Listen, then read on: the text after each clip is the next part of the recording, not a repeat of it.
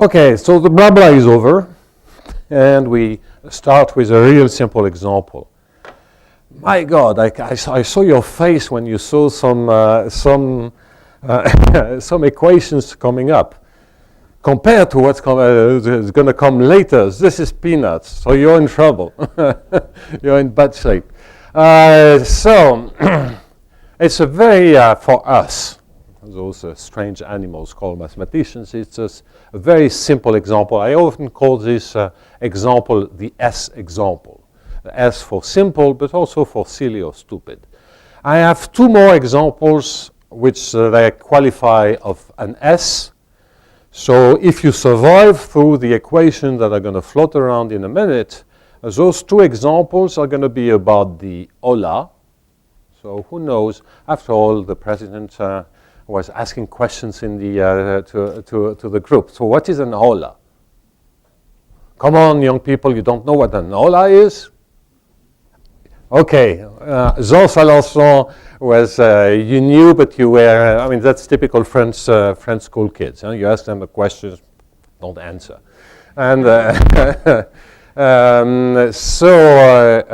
in fact, yes, you know, you go and see any kind of sport events, and then you have those people, about 100,000 people, and suddenly you have this wave propagating in the stadium. Huh? Okay, we are going to discuss the hola. I'm doing my best to keep them awake. Huh? And the other example is going to be about at what time a meeting should start. In a romantic country, where of course no meeting will start exactly on time. Not in a mechanical country like our neighbor, but in a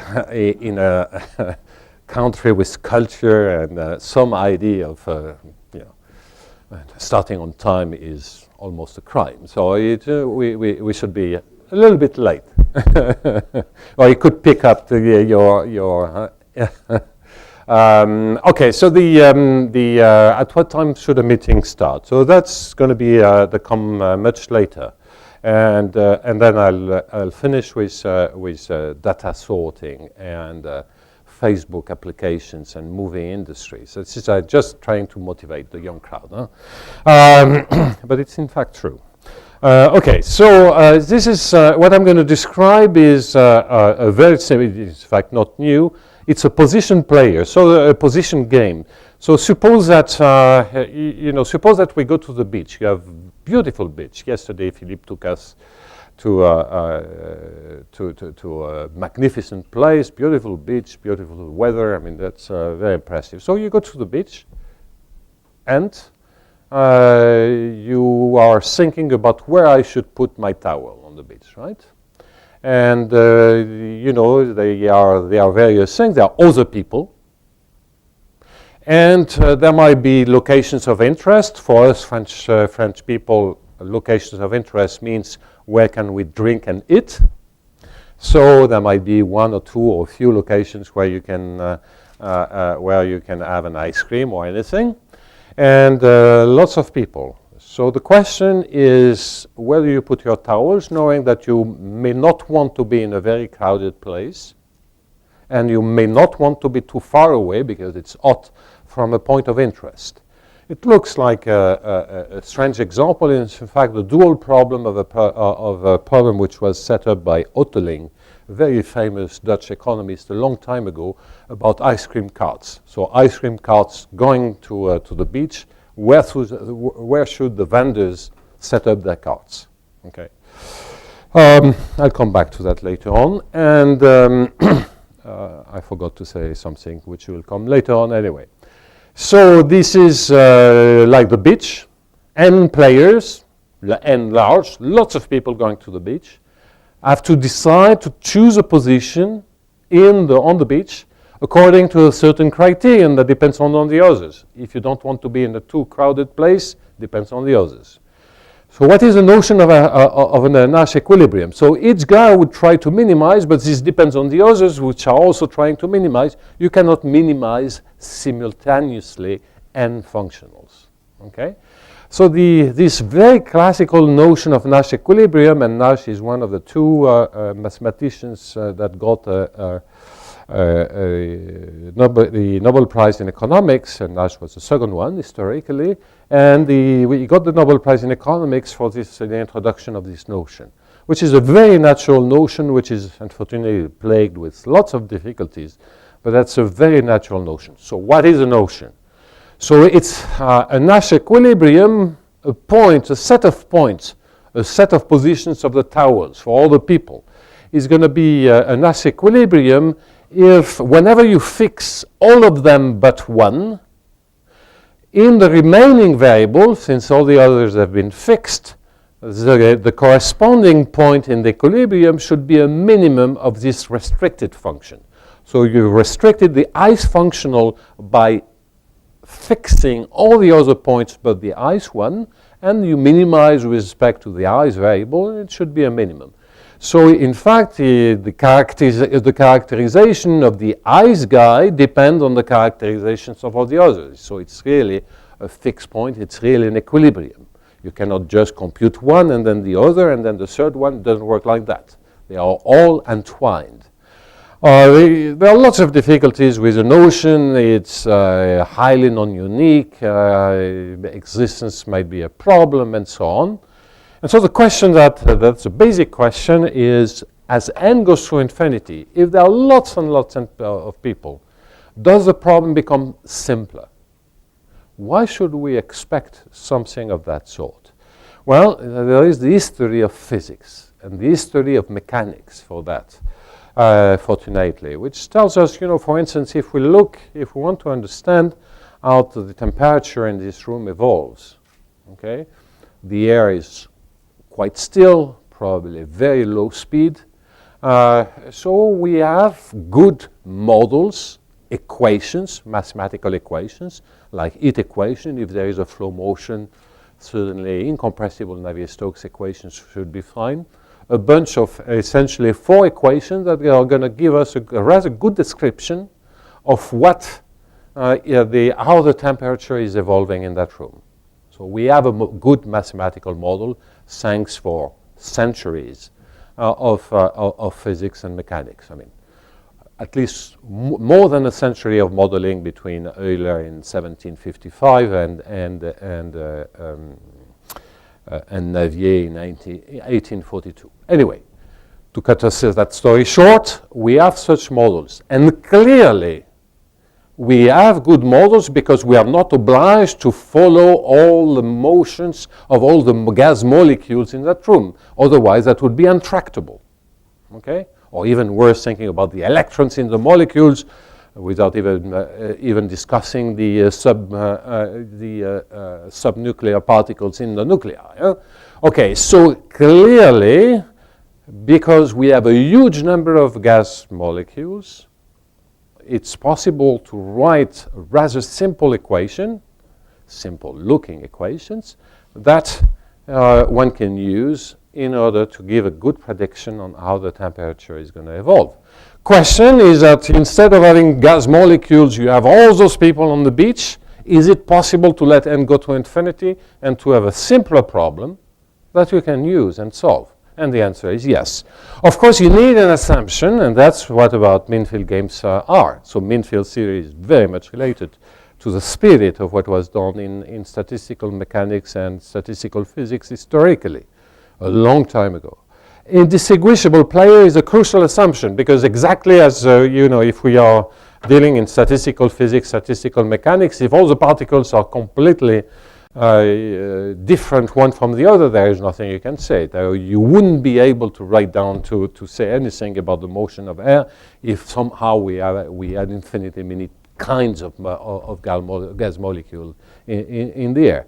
So it's required to say that the particles are identical, that you have several classes of particles.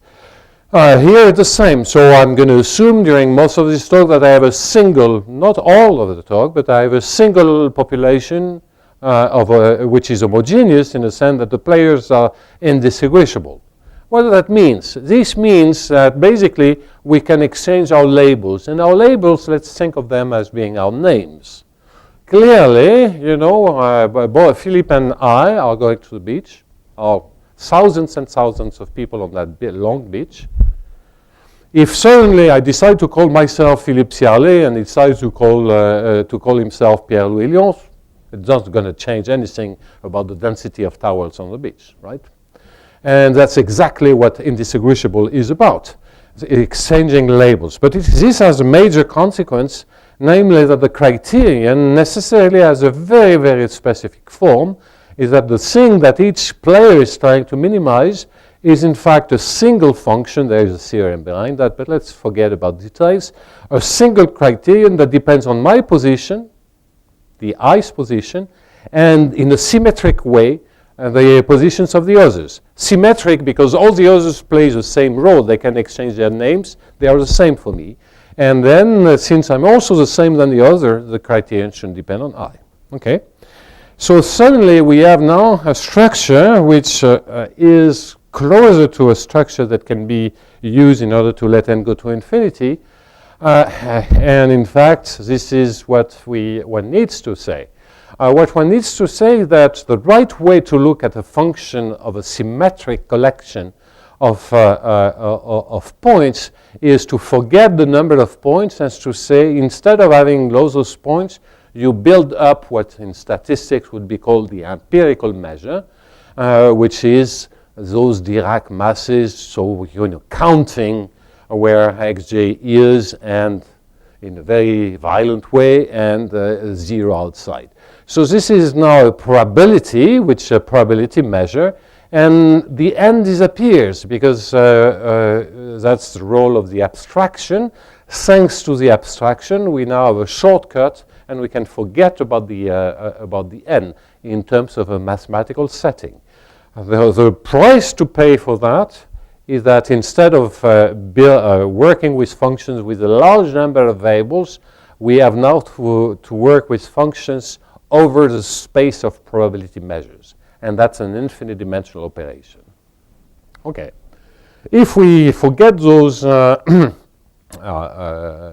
things, and if you don't want to think too hard about those things, because I didn't bring enough aspirin for all of you. But anyway, so in case you get a violent headache by the end of my lecture. So anyway, so do not think too much about it and look at this theorem. Is that Nash equilibria converge as n goes to infinity to solutions of this weird problem that I'm going to explain in a minute. But let me emphasize one point. The point is that instead of looking at the positions of n players, I'm going to look at this probability, which is in some sense the density of towels on the beach. So what those models tell you, they didn't teach you on where to put your towel. You know how to do that. But what those models are trying to do is to say, if everybody has the same desire in terms of putting their towels, not too far from a place of interest, and possibly not in a too crowded place, then you can predict what's going to be the repartition, the distribution of towels on the beach. Okay? And the distribution is a probability. And so you look at a certain probability, and it's like a Nash equilibrium in the sense that you freeze all the other players, that's the m, and then you have a function of a remaining variable, and you minimize that one. So that's clearly what Nash equilibrium. Freeze all the other, minimize.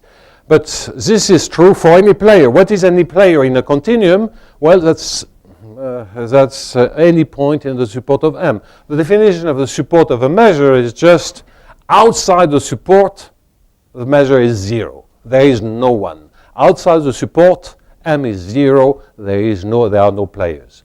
So a generic player is just any point in the support of the measure. And so you get this strange minimization problem, right? Where you have a probability density and a minimization problem, and you want to say that the support of the measure in the set of minima of all those players. This is typical of a Nash equilibrium. Here you have an equilibrium. Huh? Given M, you get the set of minima, and then you have to make sure that the set of minima it contains the support of M. So it turns out that thanks to some deep mathematical properties, but very elementary about the set of probability measures, you have general existence stability results and some uniqueness results that I don't want to insist upon in the general case. I want to give you, so there are formulas, but I'm going to explain them orally. Okay? Not to worry. So saying that this is a beach, one of my favorite examples is that I mention always during those lectures is either the beach or for French people and a few other European countries, including even the mechanical ones. One of the important discussions in families during the year is where are we going to spend our vacations in summer, okay? So all kinds of tractations and so on. So here is, you should think that the f of xi measure the desire to go, let's say, near the sea. Okay? While here you're measuring how many people might be there. Okay? So there is a certain scale here denoted by epsilon, because typically when you are on the beach, the fact that you may have lots of people 1 kilometer away is irrelevant. You want to see a few meters around, right? That's where it matters. If you're going to a vacation place, then the typical length is going to be more in terms of miles. You want to know in a broad radius of a few miles how many people should be there. So it's natural to normalize this. This is like a frequency. Frequency in terms of n and frequency in terms of scale.